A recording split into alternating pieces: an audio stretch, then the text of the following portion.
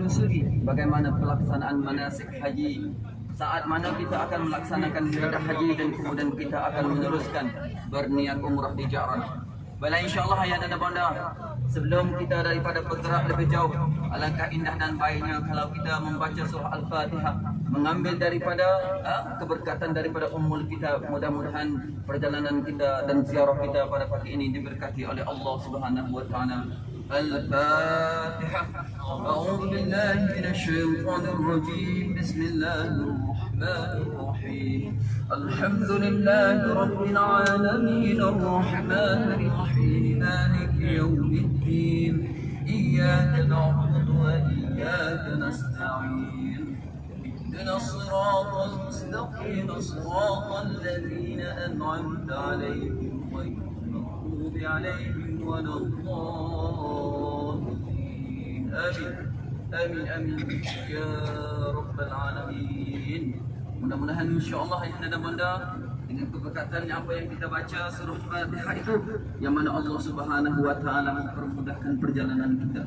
Yang mana insya-Allah pada hari ini makin ada yang jemaah kita yang bertanya-tanya, Ustaz, ya pada pagi ini kita nak pergi ke mana, Ustaz?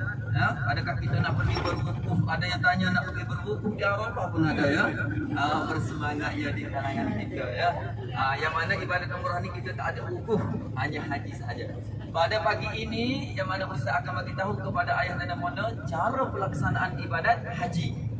Setidak-tidaknya pada pagi ini ayah dan bunda teliti apa yang Ustaz akan nyatakan nanti. Apabila ayah dan bunda nanti bila direzekikan oleh Allah dapat melaksanakan ibadat haji, setidak-tidaknya ada ya dalam dada ilmu kita tentang bagaimana cara pelaksanaan ibadat haji. Cuba tengok di sebelah kanan ayah dan bunda, sebelah kiri. Seakan-akan ada satu binaan seperti sutuh ya, yang panjang tu. Di situlah ayah dan bunda adalah tempat laluan berjalan kaki bagi jemaah-jemaah ibadat haji daripada mana? Daripada Mina. InsyaAllah kita akan lalu di Mina dan Ustaz akan tunjuk di manakah tempat cara untuk melontar. Dan insyaAllah yang mana pertama sekali kita akan pergi sebelum kita melalui Mina, kita akan pergi ke Muzdalifah, kita akan pergi ke Arafah. Yang mana insyaAllah buat pertama sekali kita akan menyelusuri dahulu tempat Nabi kita sallallahu alaihi wasallam, iaitulah dinama digelar sebagai Jabal Tur. Tempat Nabi kita berhijrah yang bersama-sama dengan Sayyidina Abu Bakar. Kemudian Nabi kita bersembunyi di sebuah gua yang bernama Tur. Baiklah, insya-Allah sebelum Ustaz nak menceritakan tentang bagaimana tentang bagaimana Allah Subhanahu wa taala memperjalankan Nabi sallallahu alaihi wasallam saat mana hijrahnya Nabi sallallahu alaihi wasallam. Terlebih dahulu yang mana sekarang ini kita berada di kota Makkah Al-Mukarramah. Yang mana di antara ayat yang mana Allah Subhanahu wa taala menunjukkan di antara mula-mula binaan yang dibina oleh Allah Subhanahu wa taala yang mana sebagai tempat ibadat adalah Baitullahil Haram. Yang mana Allah Subhanahu wa taala sebut, "Inna awwala baitin wudi'a lin-nas lallazi bi Bakkah mubarakan wa hudan lil alamin." Yang mana di antara tempat rumah yang dibina sebagai tempat beribadat itulah dia Baitullah.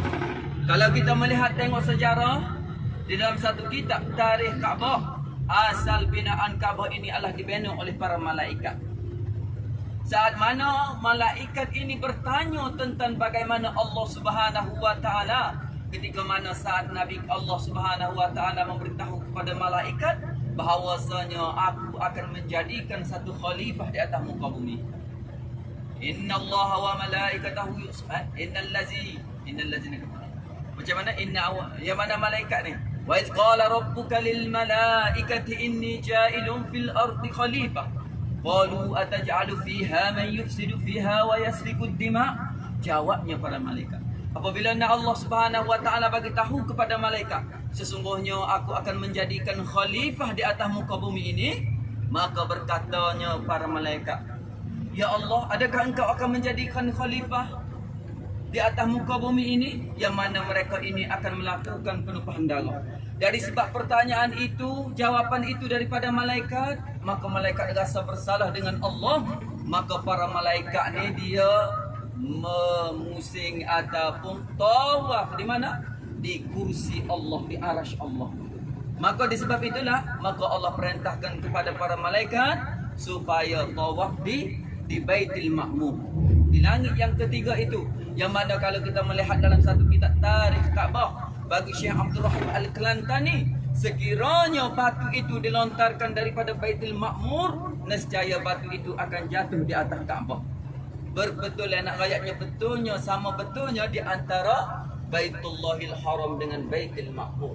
Kemudian malaikat yang ada di bumi, mereka juga ada rasa bersalah, rasa juga cinta seperti mana malaikat di langit. Maka Allah Subhanahu wa taala perintah mereka untuk membina satu binaan di atas muka bumi, iaitu di Kaabah sekarang ini. Kemudian apabila berlalu lama masanya, datangnya Nabi Adam alaihi salam, saat mana dikatakan diturunnya daripada syurga, turunnya di negeri India setengah berpendapat, kemudian berjumpanya dengan kekasihnya Siti Hawa di mana? Di Arafah, insya-Allah. Sebab itulah Arafah digelar sebagai Arafah. Kalau bahasa Arab, Arafah makna mengenali, kerana dikatakan di situlah berkenalan ataupun berjumpanya Nabi Adam dan juga Siti Hawa saat mana mereka berpisah. Kemudian di situ jugalah Allah Subhanahu wa taala perintahkan kepada Nabi Adam supaya membina Kaabah sebagai tempat beribadat. Ya, yang mana apabila Sayyidina Adam membina Kaabah bersama dengan kekasihnya Siti Hawa, kemudian di situlah Allah Subhanahu wa taala telah menunjukkan beberapa perkara bagaimana cara untuk melakukan barakat, melakukan cara beribadat dengan cara tawaf. Kemudian datangnya banjir Nabi Nuh yang mentenggelamkan seluruh dunia, melainkan satu benda sahaja yang tidak tenggelam pada saat itu. Yang mana ada benda itu di hadapan hotel kita. Itulah dia Jabal Abu Qubais. Di antara satu benda saat mana banjir Nabi Allah Nuh mentenggelamkan seluruh dunia, melainkan satu bukit ini saja. Itulah Bukit Jabal Abu Qubais. Yang pertamanya dikatakan Bukit Jabal Abu Qubais lah binaan mula-mula yang dibina oleh Allah. Selepas daripada Kaabah, iaitu Bukit Jabal Abu Qubais. Yang kedua saat mana banjir Nabi Nuh, maka Bukit Jabal Abu Qubais satu-satunya tidak tenggelam. Dikatakan di atas Bukit Jabal Abu Qubais itu jugalah dimakamkan Nabi Adam, tetapi banyakkan khilaf yang mana tak tahu di manakah makam Nabi Adam. Yang keempatnya, di Jabal Abu Qubais itulah tersimpannya Batul Hajarul Aswad sebelum Nabi Ibrahim ni. Selesai Nabi Ibrahim membina Kaabah, maka Allah Subhanahu wa taala datangkan Batu Hajarul Aswad daripada Bukit Jabal Abu Qubais. Kerana Batu Hajarul Aswad sebenarnya daripada syurga. Ya, Hajarul Aswad minal jannah. Sesungguhnya Batu Hajarul Aswad itu daripada syurga. Wa huwa asadun bayadun minal laban. Dan dia ni lebih putih lagi warnanya daripada susu. Fasawwadathu khataya bani Adam. Tetapi yang menghitamkan warnanya adalah daripada kesilapan dan kesalahan anak Adam. Batu Hajarul Aswad. Dan yang kelimanya di atas puncak Jabal Abu Qubais itulah saat mana Nabi kita Muhammad sallallahu alaihi wasallam, saat mana pembukaan kota Mekah, maka Nabi kita meminta supaya Bilal bin Rabah naik di atas puncak Jabal Abu Qubais supaya memberi satu ucapan azan supaya dapat didengari oleh penduduk-penduduk kota Mekah saat itu. Apabila dapat membuka kota Mekah, maka Sayyidina Bilal bin Rabah naik di atas puncak Jabal Abu Qubais, kemudian dia azan. Allahu Akbar, Allahu Akbar. Kerana kalau kita lihat suara Bilal ni dia kuat. Sebab itulah kita juga ya.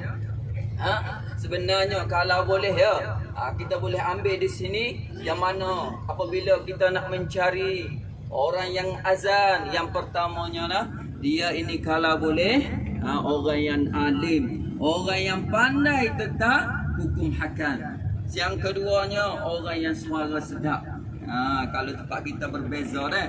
Kadang-kadang tu bila hayya ala chola, hayya ala falah, tak ada. Tutup masjid dah. Sebab itulah kadang-kadang biarlah suara kita tengok-tengok. Ustaz Nabi tu email pula dah ni. Kena tu email pula suara sedap. Sebab itulah kita ni kalau mungkin ada di dalam kalangan kita ini, mungkin ada yang AJK masjid dan sebagainya, maka carilah imam itu yang pertamanya orang yang faqih, orang yang gerti tentang hukum hakam.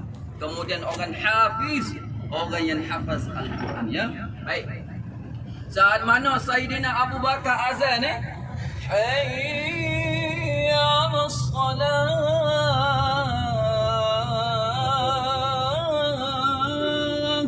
sehingga ke seluruh Mekah masa itu tergema dengan suara Bilal bin Rabah. Tetapi masa saat itu ada seorang kanak-kanak yang bergelar Abi Mahzurah. Abi Mahzurah ini dia adalah Bilal di negeri Mekah. Bilal orang yang bukan azan bagi Rasulullah ada 3 orang. 2 orang di Madinah, seorang di Mekah. Siapakah namanya di Mekah? Iaitulah Abi Mahzurah. Abi Mahzurah saat mana dia dengar azan Bilal, maka saat mana Bilal menyebut Allahu Akbar, Allahu Akbar, maka dia bersebut Allahu Akbar, Allahu Akbar, Allahu Akbar, Allahu Akbar. Dia berturut juga Allahu Akbar, Allah. Tetapi pada saat asyhadu an la ilaha illallah, tetapi dia tidak menyaringkan suara dia, Abi Mahzurah. Kerana apa? Dia takut. Dia merasa orang kata dia ni masuk Islam. Maka dengan perlahan dia sebut asyhadu an la ilaha illallah. Kemudian bila menyebut lagi menyaringkan suara asyhadu anna Muhammadur Rasulullah, maka Abi Mahzurah juga dia menyebut dengan secara perlahan asyhadu anna Muhammadur Rasulullah. Daripada peristiwa itulah, sebab itulah di antara kalangan kita apabila tukar azan sebut asyhadu an la ilaha illallah, asyhadu anna Muhammadur Rasulullah, maka sunat kita orang yang azan tu ulang 2 kali dengan cara nyaring sekali, dengan secara sir, secara perlahan. Ambil daripada peristiwa mana? Peristiwa sahabat Nabi yang bernama Abi Mahzurah. Kalau nak tengok cerita ni, tengok dalam mana? Tengok dalam Musnad Imam Ahmad. Saat mana sebelum hari sini, kebetulan ada seorang ulama daripada Yaman pergi ke pondok Pasir Tumbuh, kemudian dia buat darah baca kitab Musnad Imam Syafi'i. Maka tentang kisah azan ini boleh lihat di dalam kitab Musnad Imam Syafi'i. Kisah Abi Mahzurah saat mana dia melaungkan azan. Dan insya-Allah dari atas bukit Jabal Abu Qubais itulah juga peristiwa di antara paling besar sekali dalam sejarah umat Islam, iaitulah mukjizat Nabi kita Muhammad sallallahu alaihi wasallam. Apabila diminta oleh orang musyrikin kafir Mekah, ya Muhammad, sekiranya kalau kamu itu seorang nabi, seorang rasul, maka tunjukkanlah kepada aku satu mukjizat, satu benda yang mana aku ingin melihat kamu dapat membelah bulan dengan tangan kamu. Itu adalah permintaan daripada mereka. Maka Allah Subhanahu wa taala izinkan kepada Nabi kita Muhammad sallallahu alaihi wasallam, kemudian Nabi kita membelah bulan dengan tangannya. Sebelah bulannya berada di atas puncak Jabal Abu Qubais dan satu lagi di atas puncak Jabal Qayqaan. Bukitnya ada di hadapan hotel kita.